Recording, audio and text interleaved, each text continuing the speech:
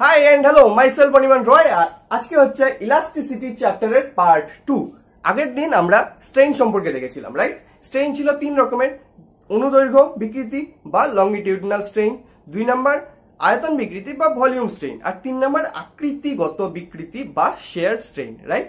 তো সেই তিন ধরনের স্ট্রেইনের জন্য কি হয়, তিন ধরনের মডিউলাস অফ ইলাস্টিসিটি পাওয়া যায়, মানে তিন ধরনের স্থিতিস্থাপক গুণাঙ্ক পাওয়া যায়। তো তিন ধরনের স্ট্রেইনের জন্য তিন ধরনের মডিউলাস অফ ইলাস্টিসিটি স্পেসিফিক নাম থাকে এক একটা করে। ওকে, তো সেই তিনটা মডিউলাস অফ ইলাস্টিসিটি সম্পর্কে আমরা আজকে দেখব। ফার্স্টে দেখব হচ্ছে অনুদৈর্ঘ্য বিকৃতির জন্য বা লংগিটিউডনাল স্ট্রেইনের জন্য, ঠিক আছে? তো ফার্স্টে ফিগার যদি আমি ড্র করি, তাহলে ধরলাম এটা সিলিং থেকে একটা কেবল ঝোলানো, যার লেন্থ হচ্ছে ক্যাপিটাল এল। এবার এর নিচে যদি একটা ফোর্স অ্যাপ্লাই করা হয় এমজি, তাহলে এটা কি হবে, এটার একটা দৈর্ঘ্যের পরিবর্তন ঘটবে, রাইট? যেটাকে কি বলে অনুদৈর্ঘ্য বিকৃতি। এখান থেকে এতটা বেড়ে গেল, কতটা বাড়লো? স্মল এল পরিমাণ। তাহলে এর ক্ষেত্রে যে লংগিটিউডনাল স্ট্রেইন হবে সেটা কত হবে? শুধু স্ট্রেইন লিখলাম, এখন স্ট্রেইন কত হবে? Small L by capital L. তার সাথে সাথে স্ট্রেস কত হবে? লংগিটিউডনাল স্ট্রেস, যদি রিঅ্যাকশন ফোর্স এফ হয় আর ক্ষেত্রফল যদি এ হয়, তাহলে স্ট্রেস হবে এফ বাই এ। তাহলে এই লংগিটিউডনাল স্ট্রেইনের ক্ষেত্রে যে মডিউলাস অফ ইলাস্টিসিটি পাওয়া যায় তাকে আমরা বলি হচ্ছে ইয়ংস মডিউলাস বা ইয়ং গুণাঙ্ক। এটাই এই মডিউলাস অফ ইলাস্টিসিটির স্পেসিফিক নাম, যেটাকে আমরা রিপ্রেজেন্ট করি ক্যাপিটাল ওয়াই দিয়ে, ইয়ংস মডিউলাস। সেটাই করতে কি হবে? Longitudinal strain, longitudinal stress by longitudinal strain. Same জিনিস, মডিউলাস অফ ইলাস্টিসিটি যেরকম এগুলাও সেরকমই, কারণ এগুলাও একটা মডিউলাস অফ ইলাস্টিসিটি, শুধুমাত্র স্পেসিফিক হচ্ছে স্ট্রেইনের জন্য স্পেসিফিক একটা নাম। তো স্ট্রেস বাই স্ট্রেইন কত হবে? F by A by L by L. তাহলে ওয়াই ইকুয়াল টু কত আসলো? ওয়াই ইকুয়াল টু আসলো F into L by A into L. এটা কার ভ্যালু আসলো? এটা ভ্যালু আসলো ইয়ংস মডিউলাসের। ইয়ংস মডিউলাস কি? ইয়ংস মডিউলাস হচ্ছে অনুদৈর্ঘ্য বিকৃতি বা লংগিটিউডনাল স্ট্রেইনের ক্ষেত্রে মডিউলাস অফ ইলাস্টিসিটি স্পেসিফিক নাম। ওকে, নাও এটা কি ভ্যালু আসলো? F L by A into L, ঠিক আছে? এই ক্যালকুলেশনের ক্ষেত্রে আমরা যখন এই কেবলটাকে ধরি তখন কেবলটাকে আমরা মাসলেস ধরি, রাইট? যে কোনো ক্যালকুলেশনের ক্ষেত্রে আমরা কেবল কি ধরি? মাসলেস ধরি। কিন্তু এই কেবলের একটা নির্দিষ্ট মাস থাকতে পারে। কেবলটা যদি মোটা হয়, বড় হয়, তাহলে এর কি হবে? নিজস্ব একটা মাস থাকবে।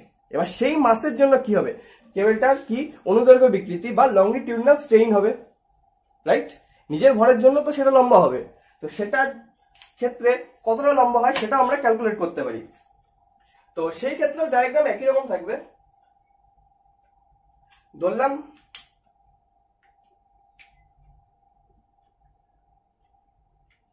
কেবলটা ছিল এতটা, যার ব্যাস হচ্ছে ক্যাপিটাল ডি। ওকে, যার ব্যাস হচ্ছে কত? Capital D. তাহলে নিজের ভরের জন্য যে ভরটা অ্যাপ্লাই হবে কোথা দিয়ে? সেন্টার অফ গ্র্যাভিটি দিয়ে, জি পয়েন্ট দিয়ে। তাহলে এবার এমজি অ্যাপ্লাই হবে এই মাঝখান দিয়ে, কোনো এক্সটার্নাল ফোর্স নেই। ওকে, তাহলে আমরা যখন ক্যালকুলেট করবো তখন কোথা থেকে করবো? সেন্টার অফ গ্র্যাভিটি থেকে। সেই ডিসটেন্সটা কত হবে এখানে? L by 2। যেহেতু সেন্টার অফ গ্র্যাভিটি এই কেবলের ক্ষেত্রে বা রডের ক্ষেত্রে কি হয়? মাঝখানে থাকে, একদম মিডিলে, তো এল by 2।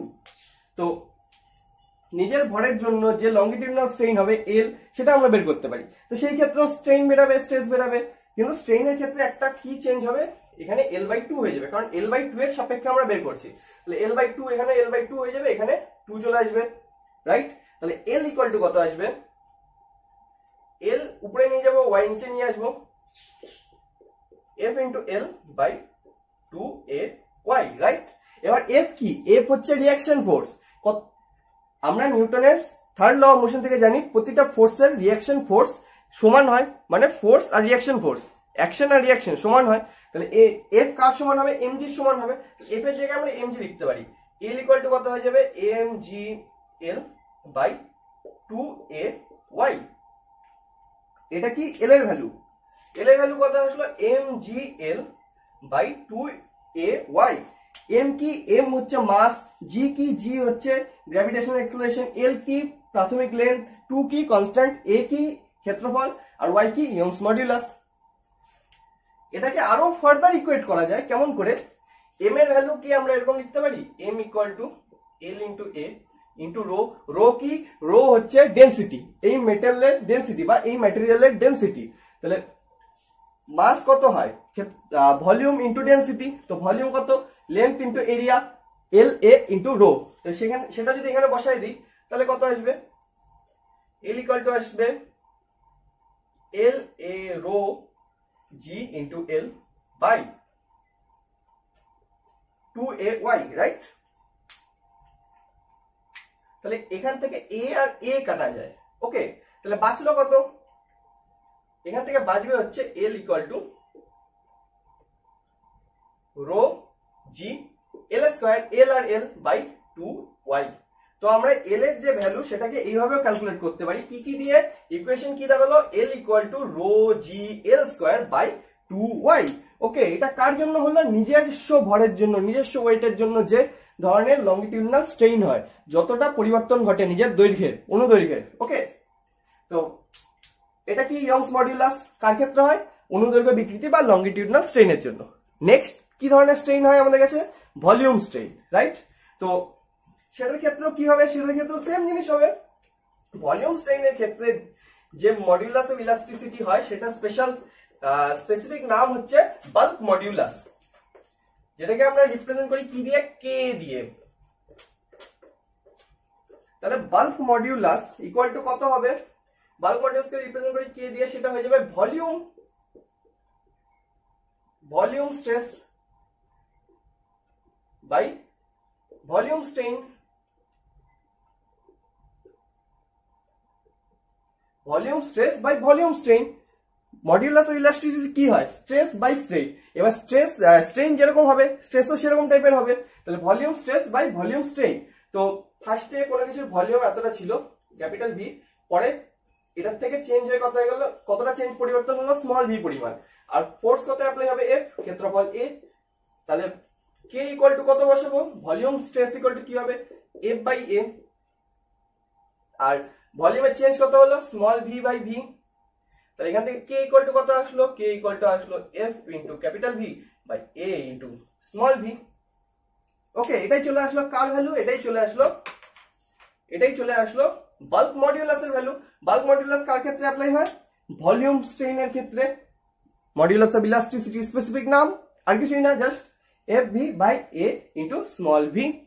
Okay, now longitudinal strain আর এই বাল্ক মডিউলাস মানে ভলিউম স্ট্রেইনের ক্ষেত্রে যদি আমরা কম্পারিজন করি, তাহলে লংগিটিউডিনাল স্ট্রেইন শুধুমাত্র কঠিন বস্তুর ক্ষেত্রে হয়, মানে সলিড বস্তুর ক্ষেত্রে। কেন, কারণ কোনো লিকুইড বা গ্যাসের আমরা দৈর্ঘ্য বৃদ্ধি করতে পারি না, ওটা বড় হলে বৃদ্ধি হলে পুরোটাই বৃদ্ধি হবে, ভলিউমই বড় হবে, কিন্তু দৈর্ঘ্যের কারণে, কিন্তু সলিডের ক্ষেত্রে আমরা সেটা কম বেশি করতে পারি। তো লংগিটিউডিনাল স্ট্রেইন যেটা হয় সেটা শুধুমাত্র সলিড বস্তুর ক্ষেত্রে অ্যাপ্লিকেবল। তাই ইয়ংস মডিউলাস বা ইয়ং গুণাঙ্ক কি হয়, শুধুমাত্র কঠিন বস্তু বা সলিড বস্তুর ক্ষেত্রেই অ্যাপ্লিকেবল বা প্রযোজ্য হয়। ওকে, কিন্তু তার উল্টা দিকে বাল্ক মডিউলাস কি হয়, বাল্ক মডিউলাস প্রতিটা বস্তুর ক্ষেত্রেই অ্যাপ্লিকেবল হয়, প্রতিটা বস্তুর ক্ষেত্রে, কঠিন, তরল, গ্যাসীয়, ঠিক আছে, সলিড, লিকুইড, গ্যাস, প্রতিটা ক্ষেত্রে অ্যাপ্লিকেবল হয়। এবার এই বাল্ক মডিউলাসের ক্যালকুলেশনের সময় আমরা কঠিন আর তরলের ক্যালকুলেশন খুব সহজে করতে পারি, কিন্তু গ্যাসেরটা করা খুব কঠিন হয়ে যায়। কেন হয়ে যায়, কারণ কঠিন বা যে তরল থাকে তার উপরে যে আমরা ফোর্স অ্যাপ্লাই করি তাতে তার যে ভলিউম যে চেঞ্জ হয় সেটা খুব কম হয়, ছোট হয়, তো সেটাকে আমরা এটা দিয়ে ক্যালকুলেট করতে পারি।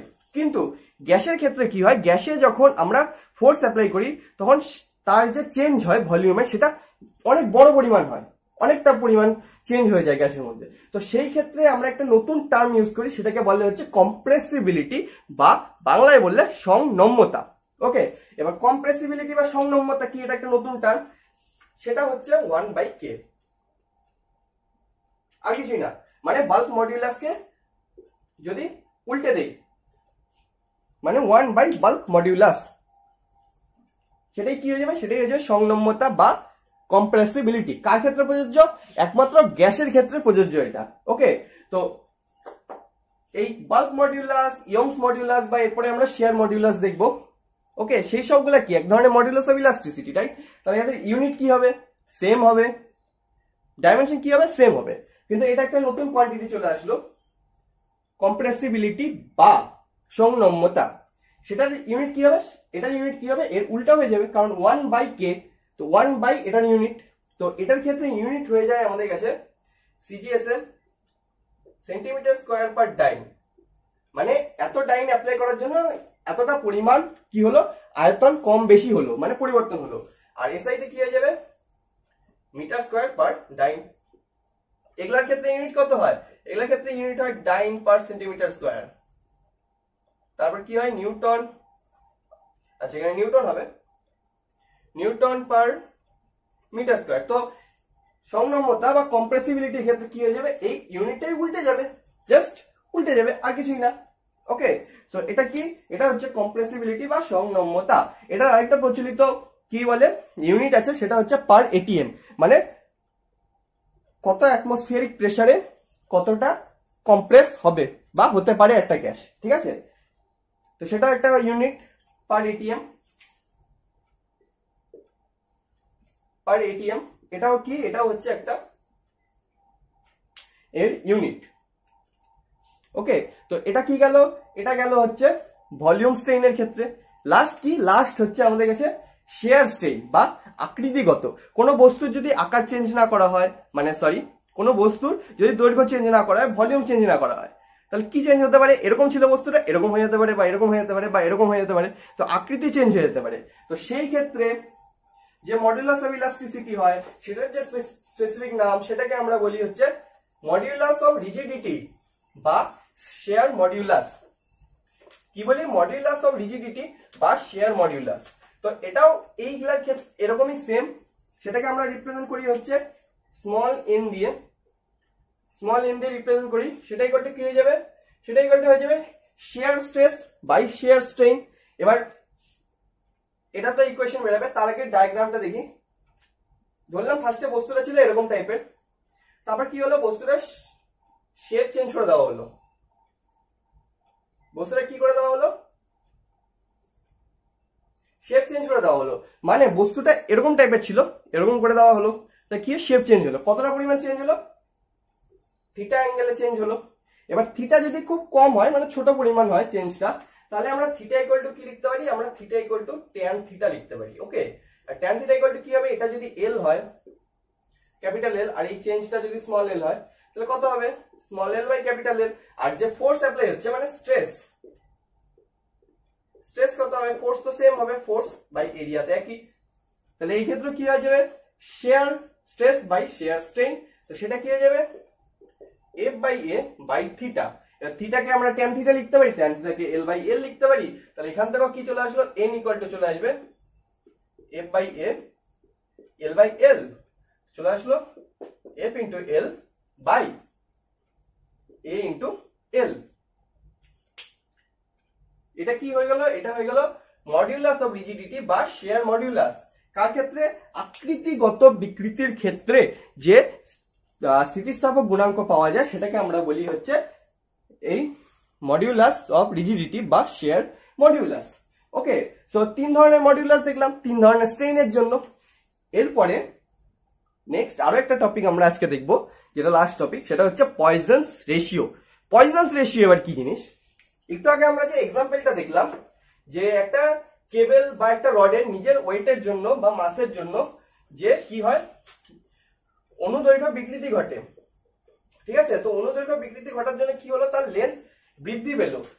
এবার লেন্থ যে বৃদ্ধি পেল, যে এক্সট্রা যে লেন্থটা আসলো, সেই লেন্থের ম্যাটেরিয়ালটা কোথা থেকে আসলো, কিরকম, এটা সিলিং, এখান থেকে এটা ছিল রডটা, ঠিক আছে। কত লেন্থ ছিল, ইনিশিয়াল লেন্থ ছিল ক্যাপিটাল এল, ডায়ামিটার ছিল ক্যাপিটাল ডি। এবার যখন নিজের মাসের জন্য এখানে জি পয়েন্ট থেকে এমজি যে অ্যাপ্লাই হবে, নিজের মাসের জন্য যে এক্সট্রা লেন্থের বৃদ্ধি ঘটলো স্মল এল পরিমাণ, তাহলে এখানে যে ম্যাটেরিয়ালটা, এটা কোথা থেকে আসলো, এমন তো না যে হাওয়ায় হাওয়ায় উড়ে চলে আসলো, এরকম তো হয় না। তো এই ক্ষেত্রে কি হয়, যখন দৈর্ঘ্যের বৃদ্ধি ঘটে এই রডে, তখন কি হয়, তার ডায়ামিটার মানে ব্যাস যে সেটা চেপে যায়, সেটা ছোট হয়ে যায়, মানে এটা চেপে যাবে, তাহলে এটা এরকম হয়ে যাবে। তখন এটা এরকম হয়ে যাওয়ার ফলে সুবিধা কি, এই যে এখান থেকে যে ম্যাটেরিয়ালটা আসলো এক্সট্রা বেঁচে গেল, সেই ম্যাটেরিয়ালটা কি হবে, এখানে গিয়ে জমে যাবে।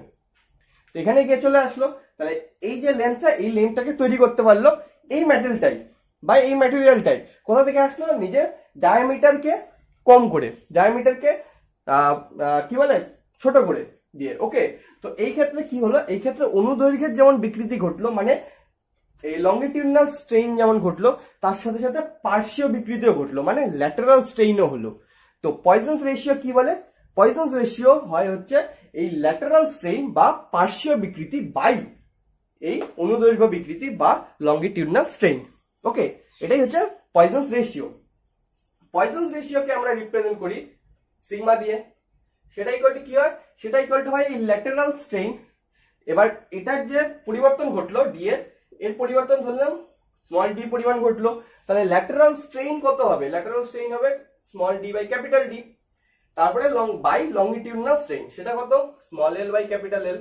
তাহলে এখান থেকে সিগমা ইকুয়াল টু কত আসলো, সিগমা ইকুয়াল টু আসলো D by D into L by L. এটা কার ভ্যালু আসলো, এটা ভ্যালু আসলো পয়জনস রেশিও।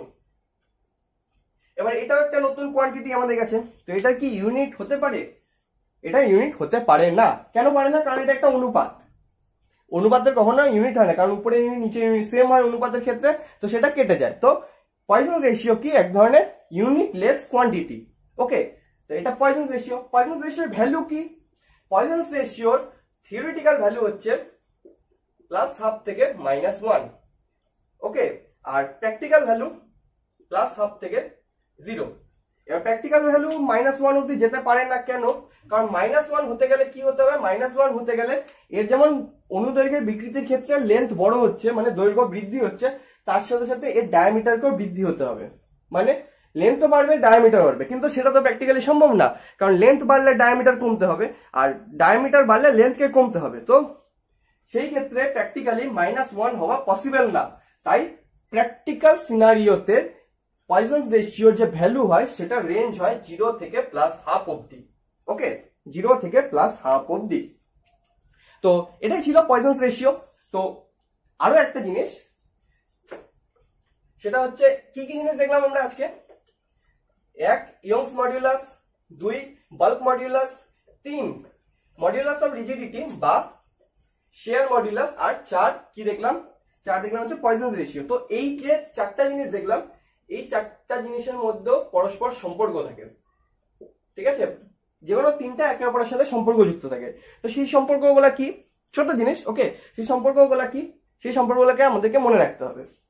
ফার্স্টে কি, ফার্স্টে ওয়াই কে সিগমার মধ্যে যদি সম্পর্ক দেখি, তাহলে কি হবে, ওয়াই ইকুয়াল টু হবে 3k 1 - 2 সিগমা। ওকে, ওয়াই কে আর সিগমার মধ্যে সম্পর্ক কি, y equal to 3k into 1 - 2 sigma. Next, যদি ওয়াই এন আর সিগমার মধ্যে সম্পর্ক দেখি, তাহলে ওয়াই ইকুয়াল টু হয়ে যাবে 2n 1 প্লাস সিগমা। কি হয়ে যাবে, 2n 1 প্লাস সিগমা। তারপরে যদি কে এন সিগমার মধ্যে সম্পর্ক দেখি, তাহলে সেটা কি হয়ে যাবে, সিগমা ইকুয়াল টু হয়ে যাবে 3k - 2n by 6k plus 2n, 6k plus 2n। এটা কি, এটা হচ্ছে সিগমা কে আর এন এর মধ্যে value. Sigma equal to 3k - 2n by 6k plus 2n। Last but not the least কি থাকলো, ওয়াই কে আর এন এর মধ্যে সম্পর্ক। ওয়াই কে এন এর মধ্যে সম্পর্ক হচ্ছে 9/y equal to 1/k plus 3/n। 9/y equal to 1 plus 1/k plus 3/n। এগুলো কি, এগুলো হচ্ছে ওয়াই কে আর এন এর মধ্যে পারস্পরিক সম্পর্ক, নিজেদের মধ্যে সম্পর্ক বা রিলেশন। ওকে, এই ভ্যালুগুলোকে আমাদেরকে মনে রাখতে হবে, কারণ ক্যালকুলেশনে আসতে পারে এটার মান দেওয়া থাকলো, বলা হলো এটা বের করতে, বা ওটার দেওয়া থাকলো আরেকটা বের করতে। তো যে কোনো দুটো দেওয়া থাকবে 3 নাম্বারটা বের করতে হবে। সো এইগুলো মনে রাখতে হবে। ওকে, এগুলো প্রমাণ কিছু নেই, জাস্ট মনে রাখার জিনিস, ঠিক আছে। তো আজকের জন্য এটুকু টপিক ছিল। 3টা মডিউলাস অফ ইলাস্টিসিটি দেখলাম, পয়জনস রেশিও দেখলাম, আর তাদের মধ্যে সম্পর্ক। ওকে, আশা করি বোঝা গেল। লাইক শেয়ার সাবস্ক্রাইব, এরপরের টপিকগুলো আসবে। আগের যদি কোনো চ্যাপ্টার টপিক লাগে সেগুলো চ্যানেলের প্লেলিস্ট অ্যাভেলেবেল আছে। সো আজকের জন্য এটুকুই, দেখা হচ্ছে নেক্সট দিন নেক্সট সেশনে। টাটা।